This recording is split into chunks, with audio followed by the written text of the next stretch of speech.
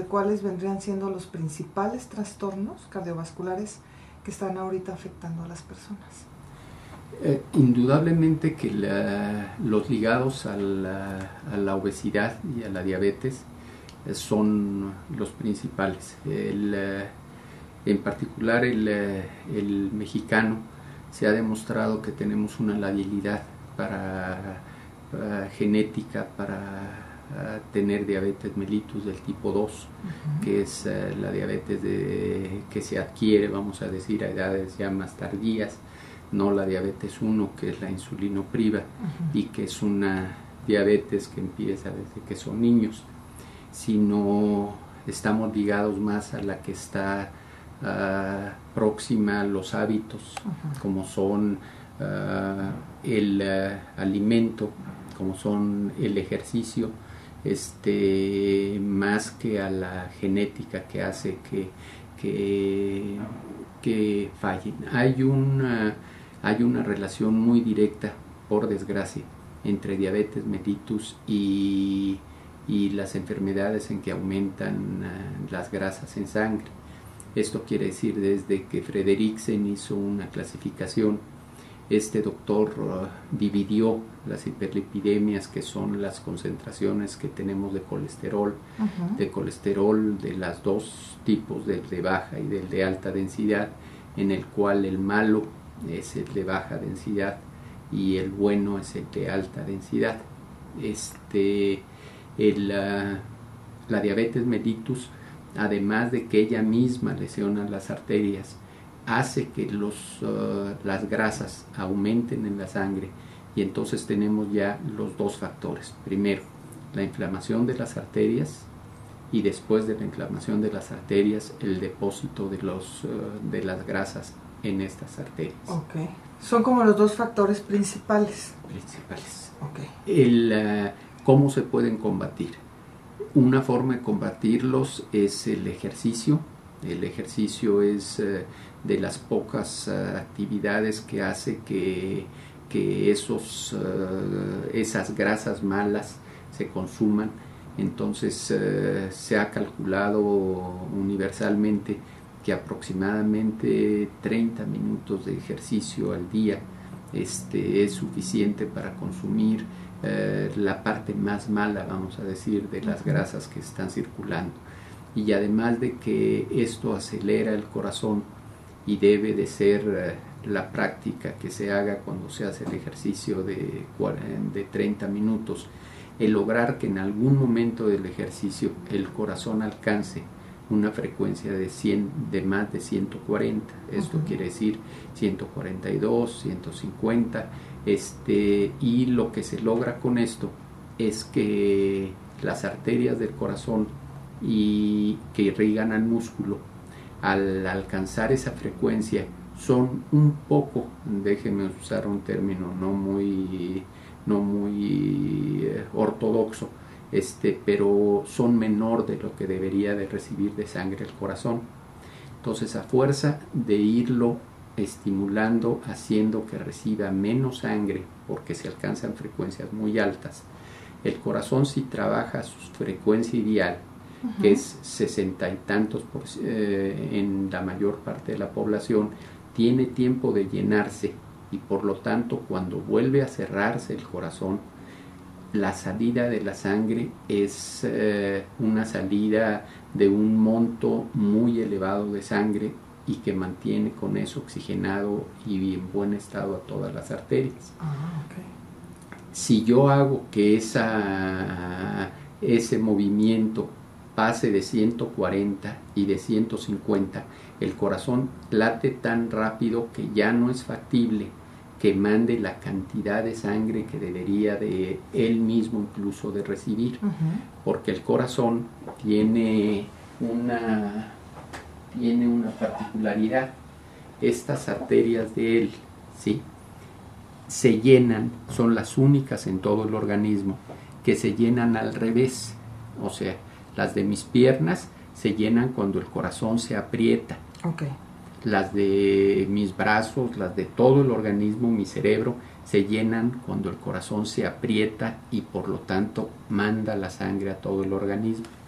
Pero eso no podría suceder con las arterias que están adentro del músculo del corazón, sino aquí es al revés. Aquí lo que sucede es que las arterias del corazón se van a llenar cuando el corazón se abrió. Esto quiere decir, se van a llenar con la parte de menos volumen de sangre que puede tener el corazón. Okay. ¿Sí? O sea, y eso hace que si yo lo sujeto a una frecuencia alta, vayan fallando y estas ramitas que ven ustedes se logren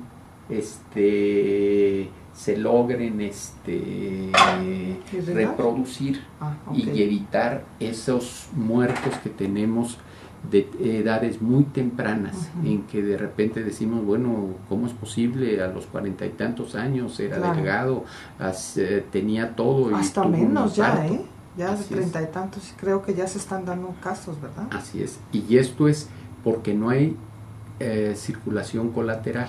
Pues esto quiere decir las arterias grandes están trabajando, pero las pequeñas no están funcionando. Y por eso se necesita ese ejercicio intenso. Así es. Entonces estamos hablando de ejercicio aeróbico básicamente, no así otro tipo de ejercicio, porque quizá hay personas que digan, yo hago pesas o no sé, otra cosa. Tiene usted toda la razón. O sea, hablamos de ejercicio aeróbico, el cual se limita o a caminata o a natación, o sea, aeróbico, para que realmente haga durante un lapso de unos 2 minutos, por lo menos hacer que ese corazón sufra un poquito, vamos a llamarle así, haciendo lo que suba a frecuencias elevadas. Puede ser, como dice, natación, caminata, correr, bicicleta.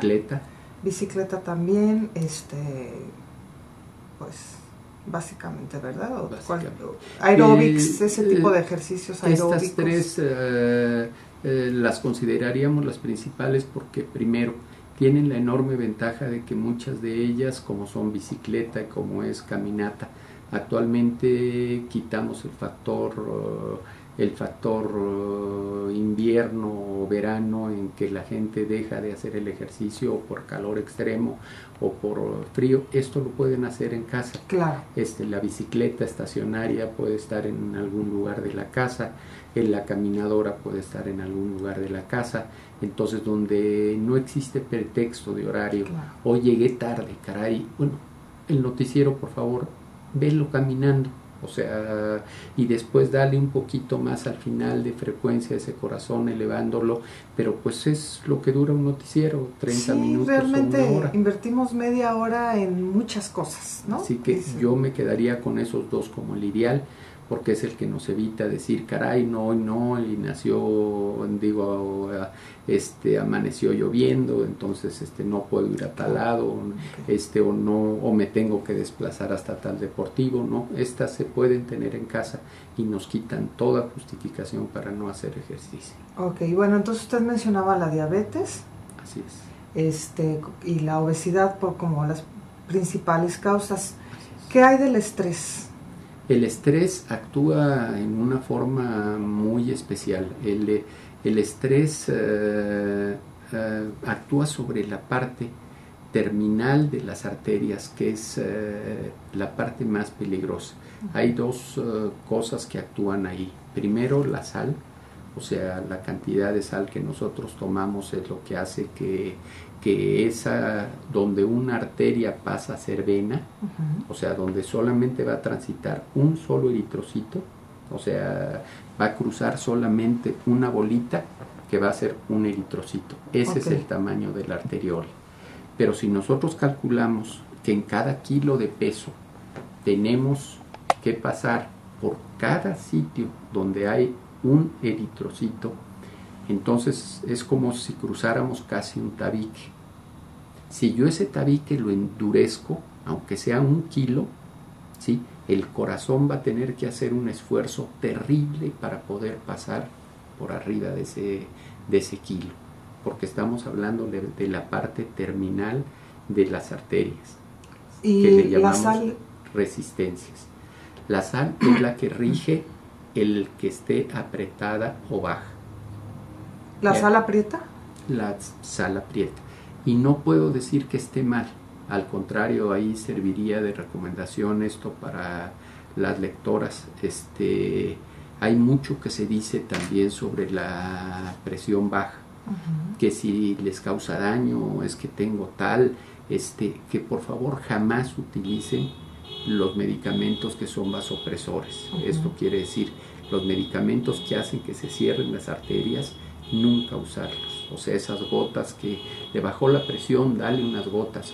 En las gotas es el estrés extremo, es exactamente la sustancia que se produce durante el estrés, o sea, son la adrenalina, la norepinefrina, son las sustancias que hacen que esa arteriola se cierre.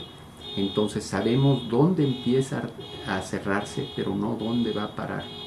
Entonces una persona joven que de repente tome gotas para que suba la presión arterial, podría hacerme una crisis hipertensiva que le causara daño cerebral, que le causara daño en miocardio, porque no supiéramos que tiene alguna anomalía en corazón o alguna anomalía en cerebro.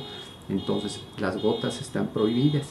Ahí la recomendación siempre es, bajó la presión arterial, tenemos dos formas de actuar: sobre el continente, que es la peligrosa, o sobre el contenido.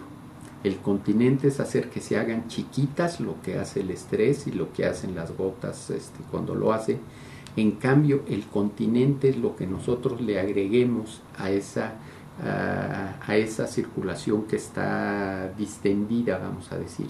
Y ahí lo más seguro es agregar agua y agregar sal. Entonces, yo me bajó mi presión arterial, estoy trabajando en particular una alcaldesa que tiene que estar en un sitio caliente, se siente debilitada, nada de gotas. O sea, lo que debe de hacer es tomar líquidos que contengan sal. Un ejemplo puede ser muy sencillo, el agua mineral, que contiene sal y que contiene líquido, y en todo lo que vamos a hacer es, en lugar de bajar el diámetro de las arterias y las arteriolas, es tener el mismo tamaño pero llenarlo, como si llenáramos un vaso de agua, y van a regresar a sentirse con la fuerza y con todo lo que les da el tener una presión arterial normal. Ahora, por el contrario, el exceso de sal, como en las comidas o en la dieta, produce hipertensión. Así es el enemigo. O sea, cuando un paciente es hipertenso, más que producir hipertensión, aumenta la presión arterial. Aumenta. O sea, en aquel paciente que es hipertenso, yo le doy sal, voy a hacer que su riñón sufra para sacarlo, y además voy a hacer que su presión arterial se eleve.